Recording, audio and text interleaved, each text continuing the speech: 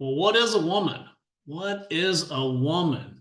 Allie Beth Stuckey, Lila Rose, and Lisa Bevere get together on Lila's show and talk about what is a woman. But they were actually, I think, so off point on what is a woman. That's what the show was originally called when it first came out. Because I took a listen to it when it first came out, and then I couldn't find the video again because they renamed it the Lies Women Face. The lies women face. I think they couldn't really figure out what is a woman. And I thought, when I wrote it down, I'm pretty sure it was originally called Why We Need Women. Okay. So I think they couldn't figure out what is a woman. They couldn't figure out why we need women. So they just went ahead. They just went ahead and named the video The Lies Women Face. Because they didn't actually want to nail down those two because they'd make too many women mad, right? So let's just talk about The Lies Women Face. All right. Hey, if you're liking this content, give me a like, subscribe, give me a comment below. It's going to get good. Now, Allie Beth Stuckey, she is, I guess, a Reformed Christian something. I don't know. She doesn't belong to any Reformed denomination that I know of, or at least can find. Lila Rose, she is a Catholic. All right. Hail Mary, whatever. That's fine. Good. Okay. And Lisa Bevere, she is a Christian preacher. I guess she's not a pastor, but she preaches and she's non-denominational. Blah, blah, blah. Okay. Now, what I want you guys to key in on with these broads is that they all pretend to be very conservative, traditional women. But in actuality, what we are going to learn, and I will point it out, is that they are steeped in egalitarianism and individualism. They do not truly believe in patriarchy, and they do not truly believe in a hierarchical system where there's people that need to be submitted to and all of that. And we'll get into that. All right. Let's get to it. Now, let me sit at the table here with the rest of these broads drinking their little foo-foo drinks. These actually look pretty good. I might like to take a sip of one of those. So, Lies Women Tell, you just wrote Fight for Female. Yes. That just came out. You are about to launch your book, your next book. Yes, Toxic Empathy, How Progressives Exploit Christian Compassion. So which one? Now, I got to point out, Lisa Bevere here, she just wrote a book, Fight for Female, in 2024. Now, 10 years before, she wrote in 2013, she wrote a book about 10, whatever. But she wrote a book. If you can guess what the name is, all right. This is so ironic. It's so funny. I got to point it out. Her first book she's well known for that she wrote is Girls with Swords. Okay. So she writes 11 years ago, she writes Girls with Swords. And then 11 years later, she has to write a book, The Fight for Female. I mean, you can't make this stuff up. It's so ridiculous. Like, oh, wait a minute. I guess we shouldn't have been giving girls swords so they could hack each other apart like the men do or whatever. Yeah, now we got to fight for female. Okay. So we're not going to say what is a woman. We're not going to say why we need woman. We're going to leave the part out about the swords, and we're just going to say how we're going to fight to be females again. Okay, all right. I guess maybe we're slowly getting back on the trail. There you go. You gotta love it. And I believe when we say that women can be men or men can be women, we are undermining the involvement of God in our weaving. Now, hey, we got picked up on that. Okay, so now, hey, we used to say yes, women with swords, rah. What are we doing when we give an image? When we give I don't know exactly what's in that book or what. Maybe it's awesome. I don't know. But the image right on the cover that you're going to see, women with swords, what do we know about that? That's masculine. That's a picture of masculinity. And what has happened in the past 11 years? Well, women have become men and the men have become women. Oh, wait a minute. All right, let's write another book, Fight for Female. Thank you, Lisa. You can't make this stuff up. I mean, I just thought it's so funny. Like somebody has to point it out for Lisa. I don't know if she sees the irony in her own lifetime. God says, I weave you with fearful wonder. And then we have a generation that is hearing, no, it was accidental. Oh, no, your gender identity is this, but your physical body is that. They cannot trust. They're thinking, I can't trust God with my formation. Yeah, your physical body is not necessarily made to wield a sword. Okay. How can I trust him with my transformation? And the enemy is going to the very core. And, we're seeing women fighting to be men. I think I heard Erica Commissar say this morning, they're being told, go out there and outman the men. And I think, yeah, that's what we have been told by the feminists for a very long time. And so for me, now, if you were told by feminists to go outman the men, and you were in the church and you would maybe get steeped into that, would you pick up a book that might be named something like Girls with Swords? Well, you can't make this up, can you? It was important to expose this lie that women acting like men is not our position of strength. We need to be women who act like women. And right now, because women haven't valued that entrustment, men are acting like women. I think that a lot of that's a confusion of the role of a woman versus the role of a man. And I think there is, the early feminists, there was some very important backlash against this idea that women can't work, women can't vote. There are some things that, women are allowed to do. And it's like, we're all humans. We all have the ability to be creative. We all should be involved in civic life. We all should share equal rights under the law. I think that's a little bit different though than what we're getting to here, which is what does that look like in relationship with each other? Wait a minute now. We all should be involved in civic life. Did you hear that? Meaning the right to vote. We should all have the right to vote. Did all women believe that back in those days? No, they didn't. It was the feminists who were like radicals for their time to be fighting for the vote. It used to be one household, one vote, one household, which was patriarchal. Lila is showing her cards right there that she doesn't believe in patriarchy, what scripture teaches. She believes in individualism and egalitarianism. In personal relationships, how do we show up? How does that work? What do you guys think about the role of women? It's even controversial to talk about the role. What is different about us as women versus men and how we show up in society? Oh boy, this is going to get controversial, I'm sure. I've been thinking about this a lot lately when I think about why so many women do support progressive policies. And I think a lot about just the direction that women are going as men are becoming more conservative, women are becoming more progressive. And then at the same time, the marriage rates are going down, the procreation rates are going down. I think all of those things go hand in hand. And as I have little girls and I just see how different they are than my nephews, for my little girls, everything turns. So the marriage rates are going down and the procreation rates are going down. Now, who in the past, normally, who has really wanted to get married and have kids? Who normally used to fantasize about that? And normally it wasn't the guy sitting around with his buddies, yeah, I can't wait to get married and have kids, but right? It was usually the women, oh, I want Prince Charming to come and then I can have children and mother them, blah, blah, blah, blah, blah. Normally that was more of the fantasy of the woman. And so if we see that going down, who do we lay that at the feet of? Oh, let's see. Turns into a family. They could have 3 blades of grass and they're like, this is mommy, daddy, baby grass. They'll just do that. Whereas with my nephews, everything becomes a gun. They're so different at such a young age. And I'm like, every woman that you see out there who is proudly marching for abortion, proudly saying, I'm a girl boss, I don't need kids, I don't want a family, I don't need no man. All of those were at one point the little girl who was making little families out of the random objects. I'm speaking generally. I know that there are some exceptions, but all women were born with this instinct to nurture and to nourish and to beautify and to raise. That's why we've got our dolls, our Barbies. That's why we want to play house and family. And that doesn't just go away because the culture changes. And so I've started to think about the fact that really every woman has a baby. It just might not be a human baby. Every woman is something. Yes, is channeling that nurturing towards something. Maybe it's her career, maybe it's her dog, maybe it's her plants, maybe it's herself, maybe it's money. It could be all different kinds of things. And maybe it's a healthy thing for women who haven't been blessed with children yet. Maybe they're mentoring, helping take care of children who don't have parents. And so it can be healthy or unhealthy, but this So is Allie going to say, hey, and scripture teaches you shouldn't be nurturing your careers and your dogs and your plants and blah, blah, blah. No, you should be pursuing marriage and having children. Yeah! Is Allie going to say that? Let's see. Placed mothering. This gap between what women are made to do, which is mother in some way, biologically or not, and trying to fulfill that instinct with lesser things, I think that's causing a lot. Oh, okay. Well, yeah, just mother in some way. I guess that's Allie's answer. Yeah, just mother in some way. That's good. Come on.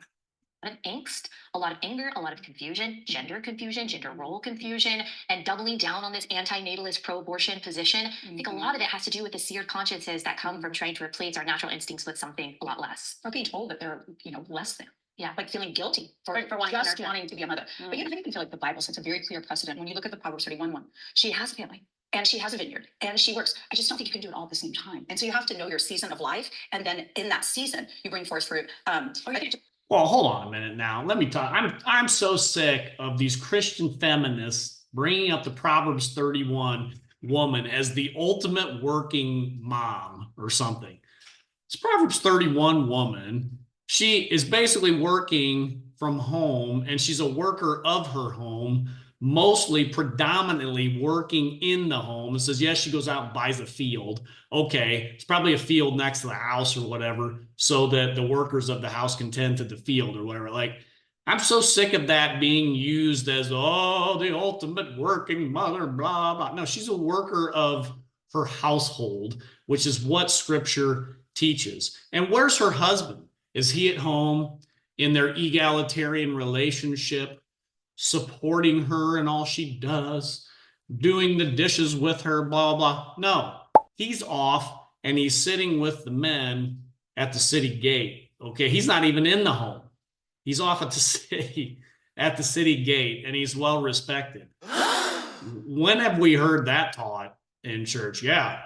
Ladies, you need to so manage your household like the Proverbs 31 woman that your husband can be off at the city gates, respected, doing the things he needs to do in society. No. That's not what we hear, is it?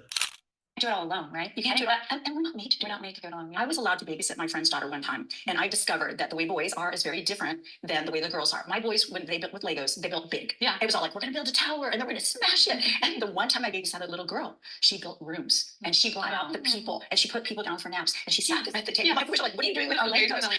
Now you can tell the history this woman's had, okay? I think she said she had 2 boys, or I want to listen to it.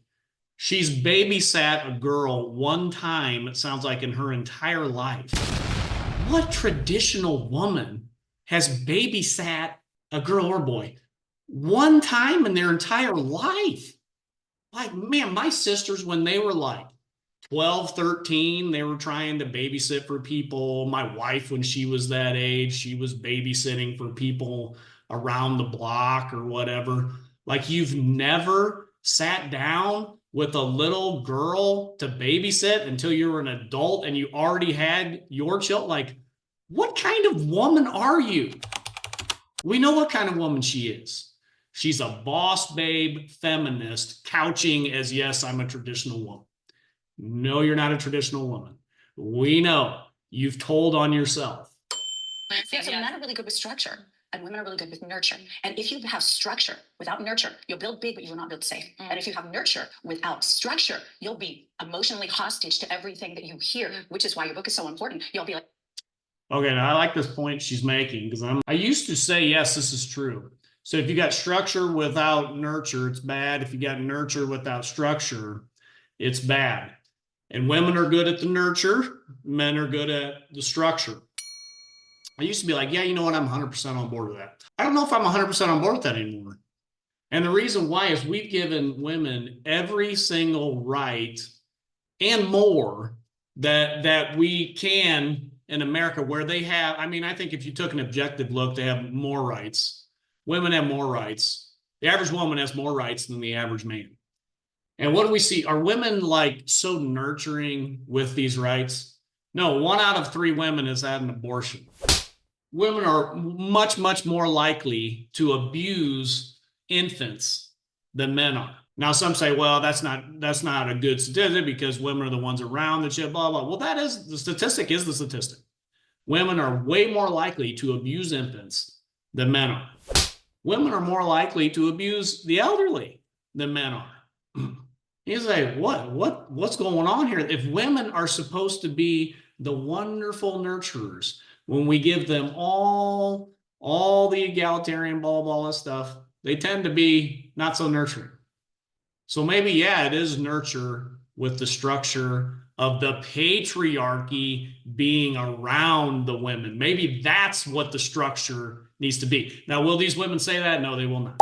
You're like, oh, I need to feel everybody's feels. And so we need the 2 of that because John feels things and sees things that I process differently. And so he needs my input, but together we have a better viewpoint. And I live in Franklin, which is a bubble. You have a small bubble here in California, but I have a big one. And I went to a coffee shop with a t-shirt that said the future is male and female. And people are like, thank you. And men were like, thank you for including us in the future. I'm like, you're welcome. And I had women like, I need that t-shirt. What man would come up to some old woman and go, thank you for including us in the future? If you're a man who would go up to some old woman that you don't know and say that, you need a punch in the face. You really do. What kind of idiot would do that? Thank you for including us in the future. I don't even know if that happened, honestly. Is there any man really that stupid out there? Like, I thought, okay, so I take a picture with it and I just put underneath it, the future is male and female, because without male and female, there is no future. Yeah. And the backlash that I've got. Even from Christians, right? Oh, yes, you are co-signing with patriarchy. Jesus would never be okay with the oppression of women. This is coded like all lives matter. You are a demon of hate, transphobe. I mean, it went wild. Wow. And so I thought. So, okay, and she's going to come out and say, yes, I do support patriarchy. I am co-signing with it. Yes, that's right. No, she's not. Never mind. What is behind this? What is behind this? It's an anti-family, anti-male spirit. My grandson came over and I said, Asher, what are your thoughts on the quote, the future is female? He said that I'm unnecessary. Wow. And I thought, wow, a 14-year-old boy is being sent the messaging, and yet woman was created as the answer to the man not being alone. And we're supposed to come alongside them and be a power unit in this power struggle that we're seeing right now. There is this. Well, hold time out here. Hold on a second. We're supposed to come alongside them and be a power unit. Is that what Genesis chapter 2 says? Created the woman to come alongside him and be a power unit. No, it's not. That is not what it says.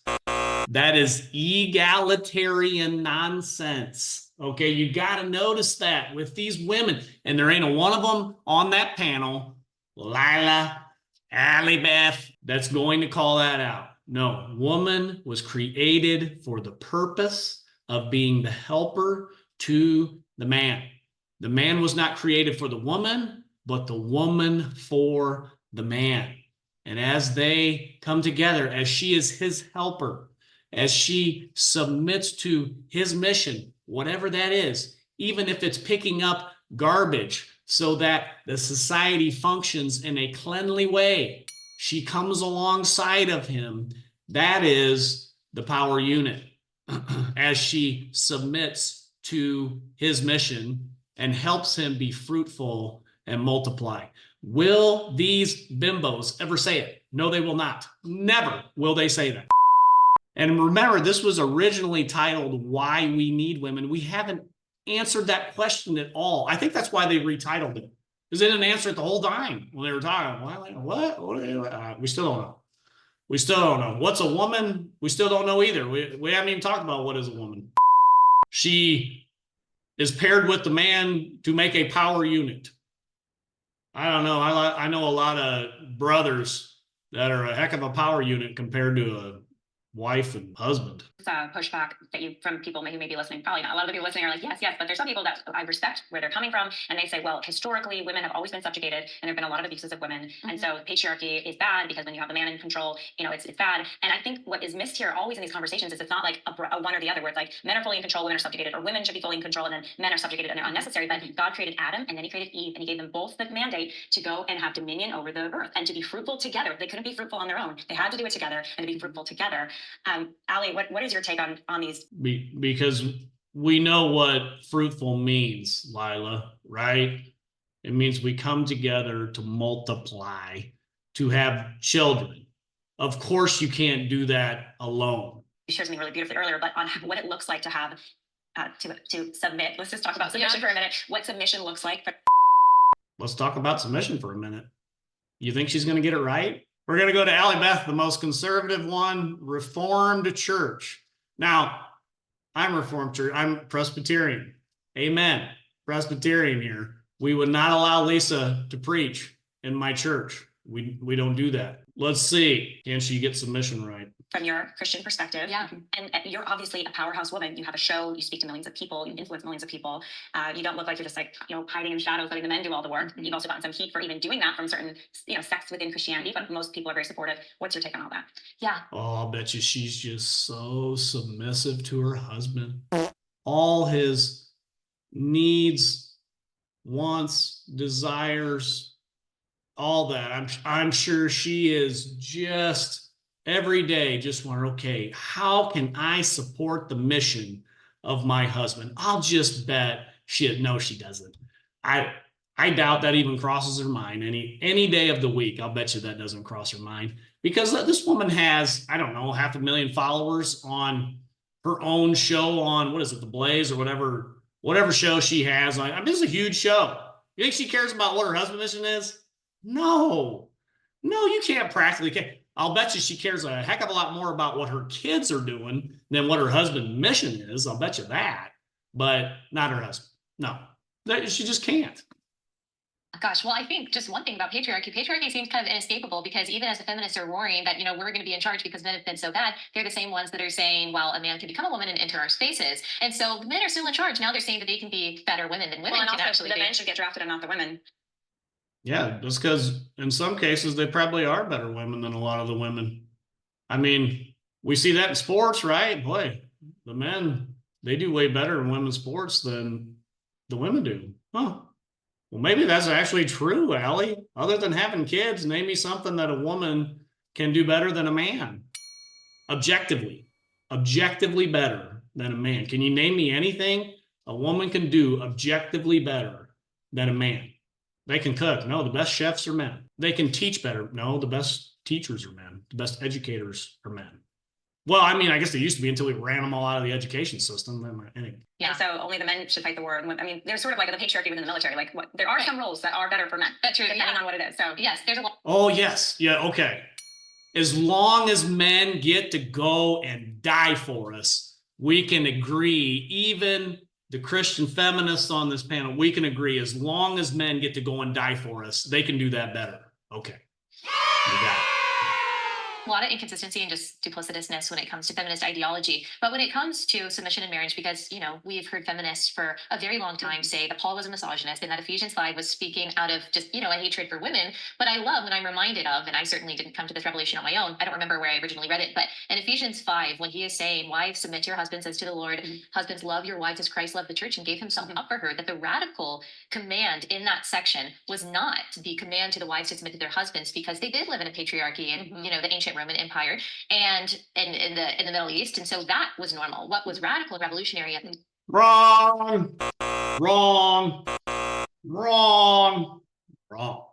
No. Allie Beth Stuckey, you don't have a clue what submission means, do you? Yeah, it was normal for all the women to submit back then. Wrong. No, it was not. Not submit like Paul is saying in the Bible.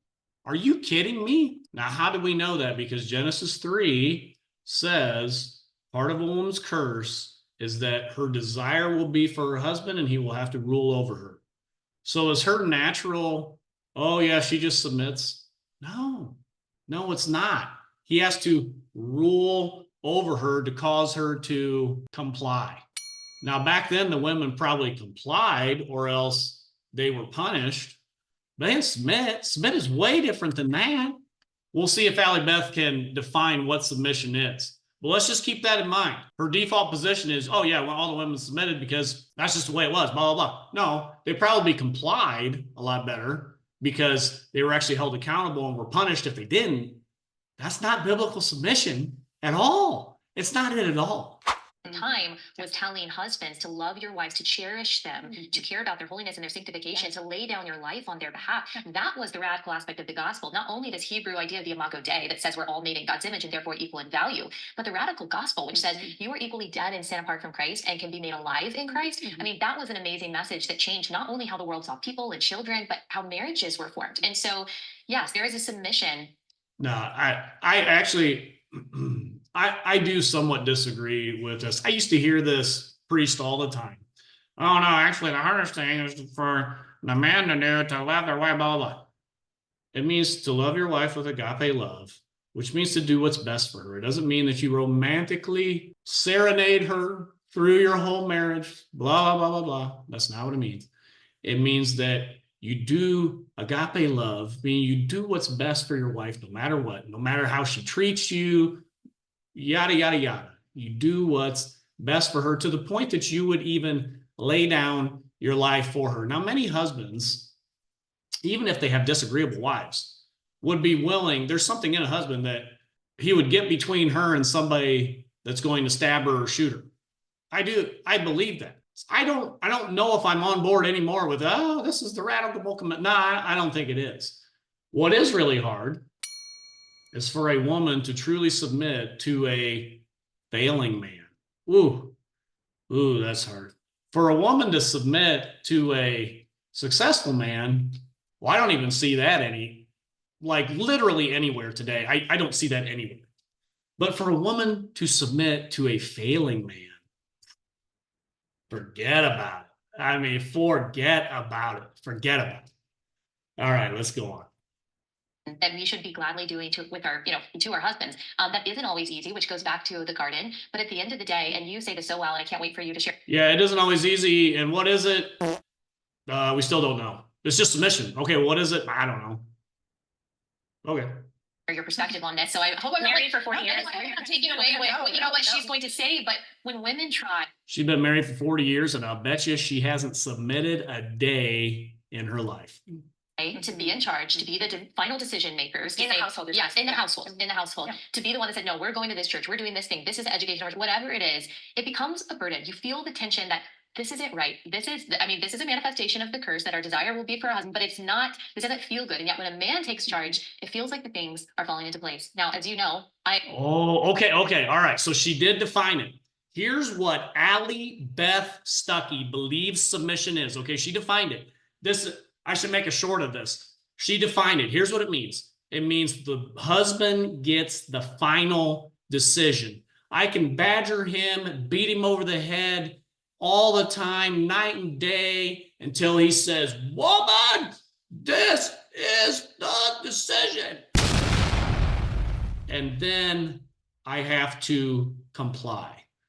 That's all submission is. No, Allie Beth Stuckey, you are dead wrong. Wrong. I have lots of opinions. My husband values. All three of us do. Yes, my husband values my opinion and my wisdom very much. Okay. I've never felt disrespected. I've never felt that he's like, you know what, you just need to be quiet. I got this. But when it comes to the decisions for our family, if we're at an impasse. I've listened to Allie Beth's opinions, and her husband definitely sometimes needs to tell her, yeah, be quiet. I got this. Kid. Or if I just don't know. I mean, he's the one. He tells us, where we're going to move, what church we're going to go to. Ultimately, even though we're coming to these decisions together, the education for our children, the finances. He tells us what these decisions are ultimately, even though we come to them together. Now, how many do you think that they didn't come to together and she said, okay, I'll do that because I just submit to you and I'll align everybody? Get out of here. I'd like to know how many decisions he didn't have to drag her along kicking and screaming. He said, okay, you get the final vote, but I'm going to fight you every day. This of our household, even my work, even though he's never, directed me, you can or can't say this, but at the end of the day, like we are in this together and I trust his direction. If he says, you know what, it's really not best for our family for you to do this or whatever it is. She said it. Even though he's never directed me in my work, I would trust him if he did. Oh, okay. Yeah, you've been on air for what, 10 years? And or you've been doing this for probably 10 years. And yeah, he's never told me. What does that tell you about their relationship? She has a national show where probably, I don't know, 500,000 people know who she is or whatever. She has this show, and her husband has never once directed her what to do on her show. Like, what does that tell you about their relationship? They have I don't know, 3 kids together. Oh my God. Who's in charge of that relationship, do you think, folks? So that's what it looks like for us, is that he is the ultimate guide and decision maker for our family, even though the vast majority of what we're doing is very collaborative because that's just life. So yeah, that's what it looks like for us, but I can't wait to hear from Lisa. How many years married? 42. Okay, good. So let me conclude. Allie Beth Stuckey, submission ultimately means just good collaboration. And if at the end of all this good collaboration, if you just can't make a decision, 99% of the time collaboration, and if you just can't do it, then that 1% of the time, he gets the tiebreaker, even though, like she gives the example of her show, he's never actually directed her to do anything on that. Yeah! You don't think that would cause problems in a marriage? If a wife has a big show like that, you got 3 kids. I think she's got little kids at home. You think that cause any issues? You've never given any direction on that? Well, that'll wrap up part 1 of our video here. I don't know if you can take more of this nonsense, but there will be a part 2. Boy, it's getting rough. in here. And I'm glad, though, we're getting it turned around. This nonsense is going on with these women who appear to be traditional, appear to be, we are the biblical standard. No, you're not.